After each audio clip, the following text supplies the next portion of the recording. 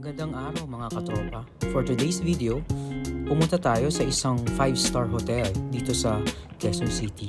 So ngayon, nandito tayo sa 19th floor para i-check yung nakuha nating kwarto. So, lakad-lakad tayo, tingnan natin at ayan ang ating card. Medyo techy sila dito. So, i-check natin anong room ba tayo. So, magandang hallway nila, well carpeted, well lit, tsaka maayos, malinis, mabango. So, eto tayo sa 1907. Exacto. So, yan. So, tingnan natin ha, kung maso-surprise tayo sa ganda ng kwarto.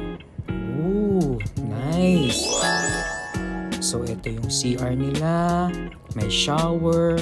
Of course, may bidet. Check na check. At may bathtub pa. Ang luwag ng kanilang CR.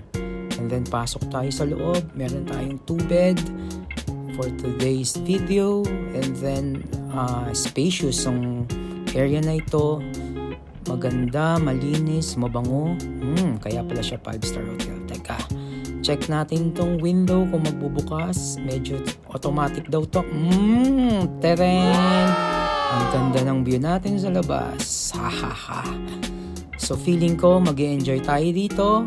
And then this is a good and a comfort stay, I think, dito sa puso ng Quezon City.